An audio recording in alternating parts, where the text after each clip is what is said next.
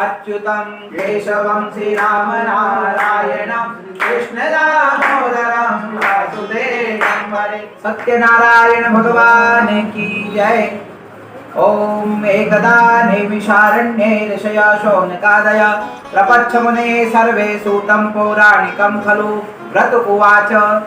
एक समय नैमिषारण्य तीर्थ में शौनकादिक 88,000 ऋषियों ने भगवान सूत जी महाराज से पूछा कि हे सूत जी महाराज, इस संसार में, इस कलयुग में ऐसा कौन सा व्रत, ऐसा कौन सा उपाय है जिसके करने से मनुष्य सभी प्रकार के फलों को बिन मांगे प्राप्त कर लेता है, सभी कामना उसकी पूरी हो जाती है। ऐसा कोई व्रत, ऐसा कोई उपाय कृपा करके आप हमें बताइए। तब सूत जी महाराज ने 88,000 ऋषियों की वाणी को सुना तो सूत जी महाराज ने कहा कि हे मुनि गणों, आज आपने बहुत अच्छा प्रश्न पूछा है। जो प्रश्न आप मुझसे पूछ रहे हो वही प्रश्न एक बार भगवान नारायण से नारद ऋषि ने पूछा था, वही उत्तर आज आपके सामने में प्रकट करता हूँ। एक बार की बात है, नारद ऋषि हाथों में वीणा लेकर के नारायण का गुणगान करते हुए अनेक लोकों में घूमने लगे और अनेक लोकों में घूमने के पश्चात भगवान श्री हरि के धाम को जाकर प्राप्त हुए। भगवान श्री हरि हाथों में शंख, चक्र, गदा और पद्म धारण किए हुए हैं और जिनके गले में वनमाला सुशोभित हो रही है। ऐसे लक्ष्मी नारायण को जाकर नारद जी ने प्रणाम किया और जैसे ही नारद जी ने प्रणाम किया तो नारद जी को देखकर नारायण बहुत प्रसन्न हो गए और कहने लगे कि हे नारद, बताओ तुम्हारे आने का प्रयोजन यहाँ पर क्या है, क्यों यहाँ पर आए हो।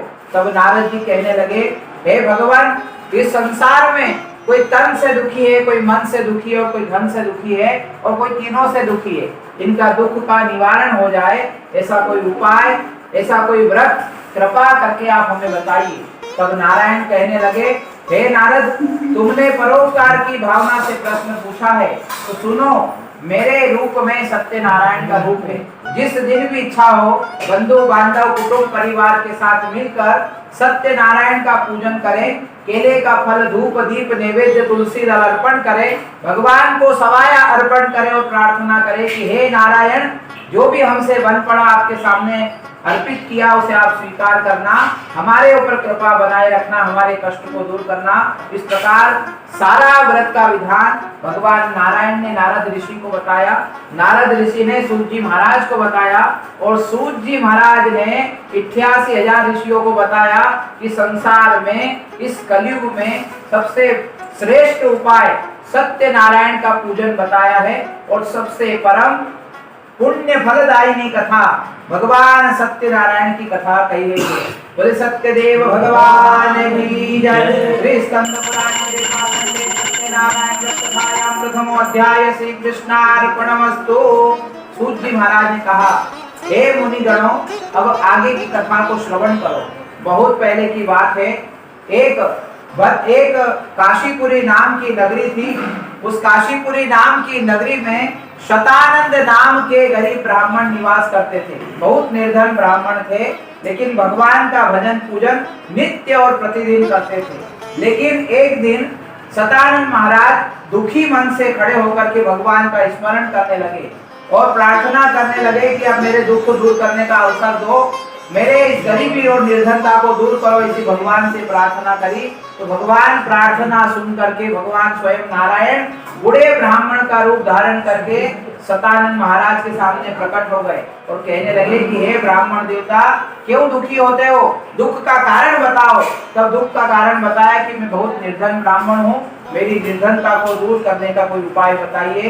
तब नारायण रूपी ब्राह्मण ने शतानंद महाराज से कहा, कुटुंब परिवार के साथ मिलकर सत्यनारायण की पूजन करो, सत्यदेव की कथा का श्रवण करो, सत्यनारायण को केले का फल धूप दीप नैवेद्य सवाया अर्पण करो और प्रार्थना करो कि हे नारायण, जो भी हमसे बन पड़ा आपका पूजन अर्चन किया उसे आप स्वीकार करना और हमारे ऊपर कृपा बनाए रखना। सारा व्रत का विधान भगवान नारायण ने शतानंद महाराज को बताया। शतानंद महाराज घर पर आए। जिसके घर में कोई अच्छा कर्म होता है ना, रात की नींद उड़ जाती है, नींद चली जाती है। ब्राह्मण की भी नींद चली गई, रात भर नींद नहीं आई, जागरण हुआ पूरी रात और प्रातः काल उठकर भगवान का संकल्प लिया मन में तन्मे मनः शिव संकल्पमस्तु, संकल्प को धारण किया और निर्णय लिया कि आज मुझे जो भी भिक्षा में अन्न या धन की प्राप्ति होगी मैं सत्यनारायण की पूजा अवश्य करूंगा। ऐसा संकल्प लेकर भगवान का स्मरण करते हुए ब्राह्मण देवता भिक्षा मांगने के लिए नगर की ओर चल पड़े। रोज की तुलना में 4 गुना अन्न और धन की प्राप्ति हुई। भगवान सत्यनारायण के पूजन की सामग्री एकत्रित करी, बंधु बांधव कुटुंब परिवार के साथ मिलकर सत्यनारायण का पूजन किया, सत्यदेव की कथा का श्रवण किया और भगवान से प्रार्थना करी कि हे सत्यनारायण भगवान, जो भी मेरे से बन पड़ा मैंने आपका पूजन किया है उसे स्वीकार करना और मेरे ऊपर कृपा बनाए रखना। इस प्रकार भगवान की कृपा से भगवान का पूजन किया तो धनवान हो गए, संपत्तिवान हो गए। सतानंद महाराज प्रत्येक महीने सत्यनारायण की पूजा करने लगे। फिर से सुंदर मंडप सजाया, पूजन किया, कथा को सुना। उसी समय वहां पर एक लकड़ी के बेचने वाला लक्कड़हारा वहां पर आता है। उसने ब्राह्मण को पूजा करते देखकर पूछा, हे ब्राह्मण देवता, इस पूजन का महत्व, इसकी विधि बताइए, मैं भी इस पूजा को करना चाहता हूँ। ब्राह्मण ने लक्कड़हारे को पूजा की विधि बताई, भगवान का प्रसाद दिया। लक्कड़हारे ने प्रसाद ग्रहण किया, लकड़ी की गठरी अपने सिर पर रख ली, उस नगर की ओर चल पड़ा जहां पर धनवान लोग निवास करते थे। रोज की तुलना में लक्कड़हारे को धन और अन्न की प्राप्ति हुई। उसने सत्यनारायण के पूजन की सामग्री एकत्रित करी, घर पर आकर सुंदर मंडप सजाया, वंदनवार लगाया, प्रेम और भक्ति भावना के साथ सत्यनारायण की पूजा करी, कथा को सुना, सवाया अर्पण किया और प्रार्थना करी कि हे नारायण, जो भी हमने आपके सामने रखा है उसे स्वीकार कर लेना और हम पर कृपा बनाए रखना। भगवान की कृपा से धनवान हुए लक्कड़हारे और ब्राह्मण देवता इस संसार में जब तक रहे संसार का सुख प्राप्त किया और अंत में भगवान श्री हरि के धाम को जाकर प्राप्त हुए। बोले सत्यनारायण भगवान की जय। श्री स्कंद पुराणे लीलाखंडे सत्यनारायण व्रत कथायां द्वितीय अध्याय श्री कृष्णार्पणमस्तु। सूत जी महाराज ने कहा, हे मुनिगणों, अब आगे की कथा को श्रवण करो। बहुत पहले की बात है, एक भद्रशिला नाम की नदी थी।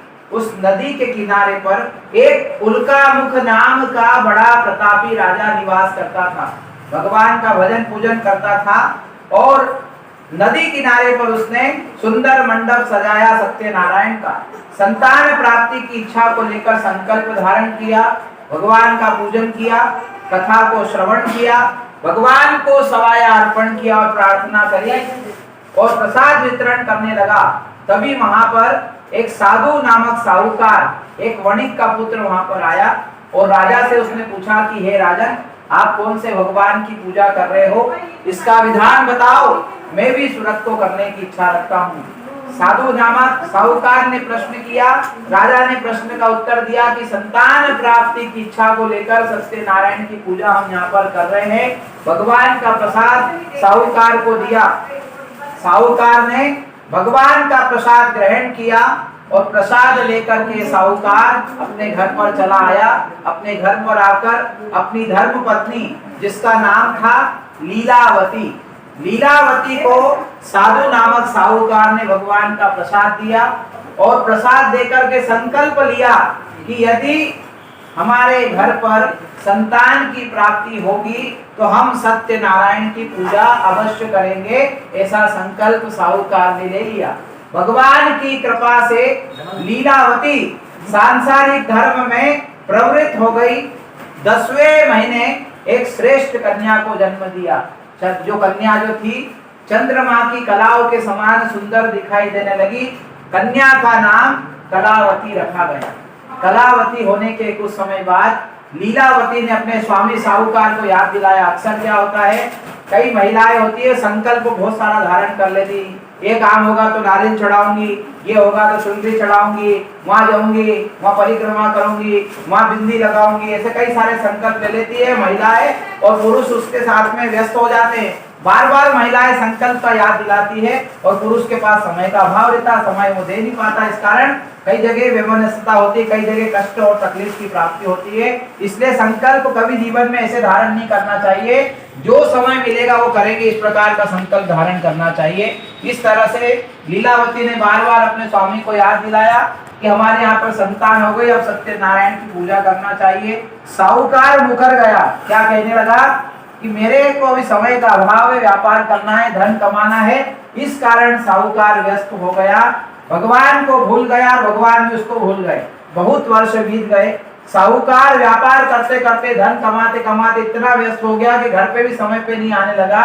एक समय ऐसा आया कि साधु नामक साहूकार व्यापार करके अपने घर में प्रवेश करने लगा, तो देखता है उसकी पुत्री कलावती सखियों के साथ में दिखाई दी। कलावती को देख करके देखा कि ये तो विवाह की योग्य कन्या हो गई। ऐसा सोच करके साधु नामक साहूकार ने अपने दूत को बुलवाया।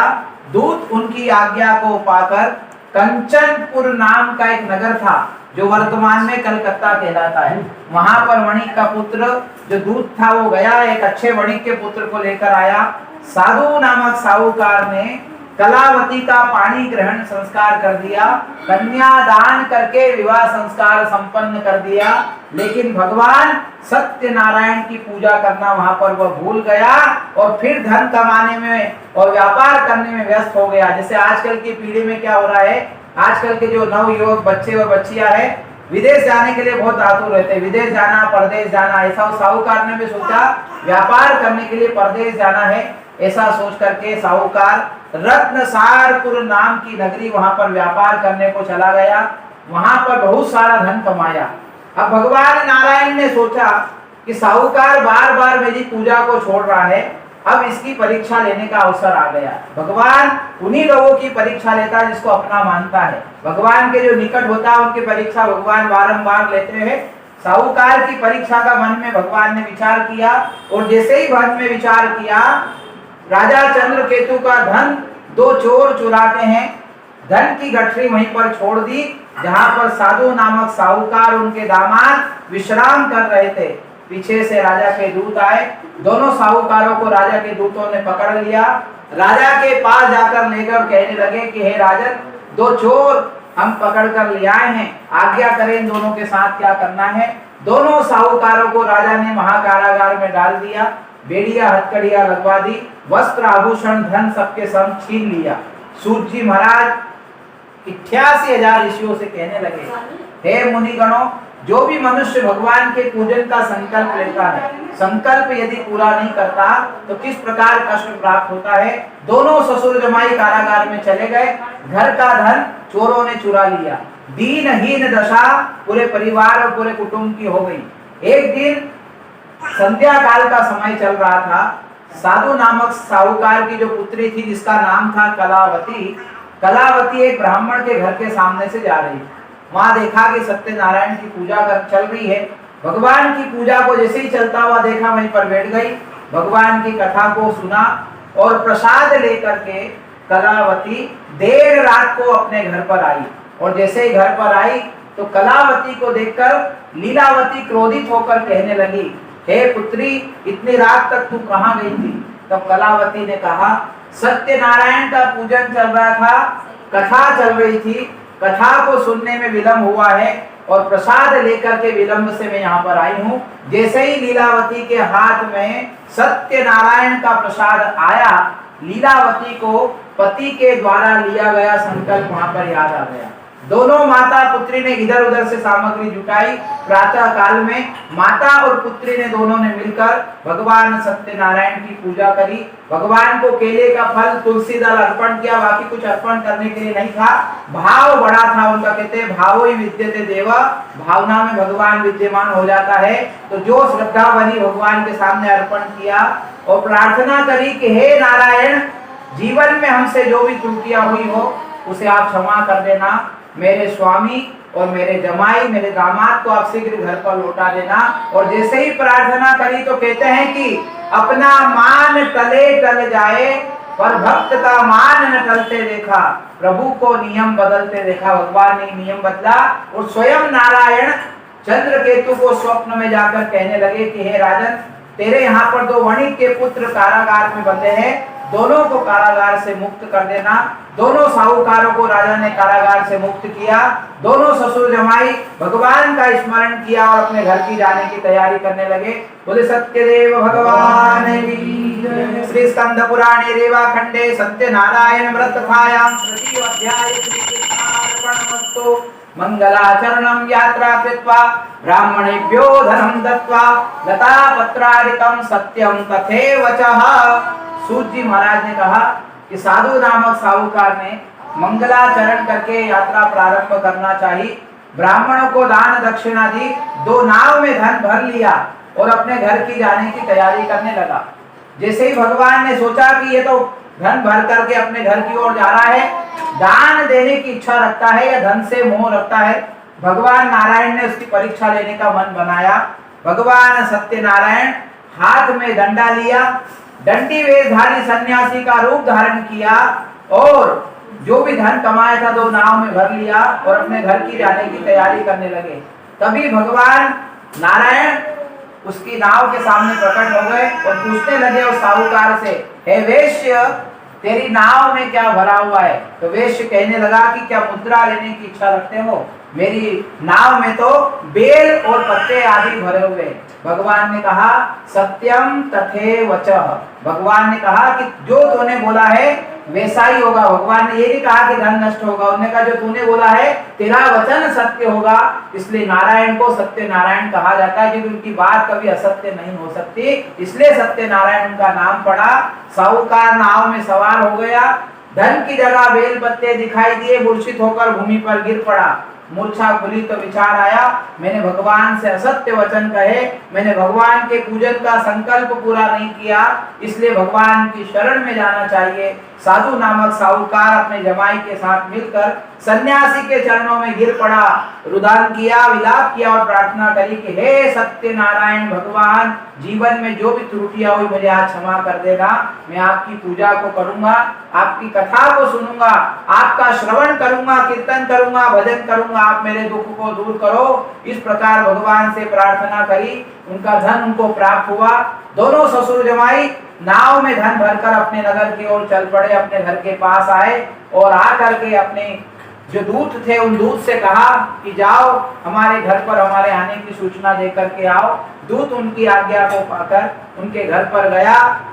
लीलावती सुंदर मंडप सजा करके सत्यनारायण की पूजा कर रही थी।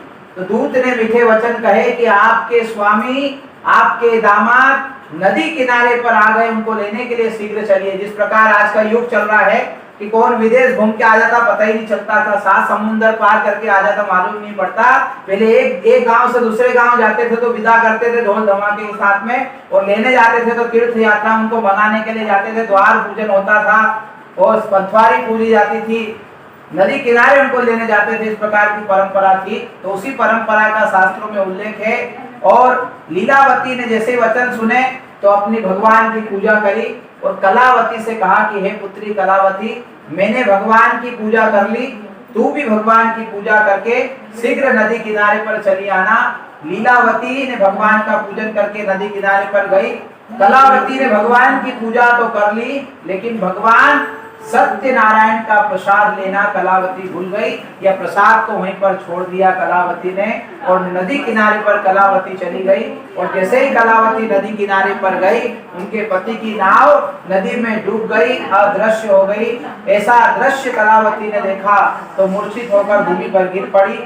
मूर्छा खुली तो विचार किया कि जब सूत जी महाराज ने कहा कि इस प्रकार बारंबार साहूकार के ऊपर दुख आने लगा, तो साहूकार एक स्थान पर खड़ा हो गया। जब कुछ समझ में नहीं आया तो एक स्थान पर खड़ा हो गया और साहूकार आकाश की ओर तरफ देख करके कहने लगा कि हे नारायण, आपकी माया से वशीभूत होकर हम आपकी माया को नहीं समझ पाए, इस कारण हमें बार बार कष्ट प्राप्त हो रहा है। हम आपकी पूजा अवश्य करेंगे और आपकी कथा को सुनेंगे, मेरे दुख को दूर करो, ऐसी भगवान से प्रार्थना करी। सत्यनारायण भगवान ने आकाशवाणी करी और कहा कि तेरी पुत्री ने मेरे प्रसाद का अनादर किया, तूने बारंबार मेरे पूजन का अनादर किया, उसी के कारण ये कष्ट प्राप्त हुआ। कलावती की मूर्छा खुल गई। कलावती का पति उसको प्राप्त हुआ। साधु नामक साहूकार ने भगवान का पूजन उसी नदी किनारे पर बैठकर किया, कथा को सुना, प्रसाद को ग्रहण किया, जब तक इस संसार में रहा, संसार का सुख प्राप्त किया और अंत में भगवान श्री हरि के धाम को जाकर प्राप्त हुआ। बोले सत्यदेव भगवान की जय। श्री स्कंद पुराण खंडे सत्यनारायण वृत्तपायाम चतुर्थोध्याय श्री कृष्णार्पणमस्तु।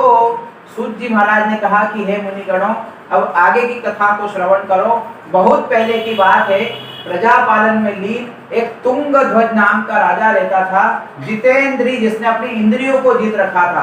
5 कर्म इंद्री, 5 ज्ञान इंद्रिय और एक होता है मन, 11 इंद्रियों पर विजय प्राप्त करने वाला राजा नित्य प्रतिदिन देव मंदिरों को जाता था।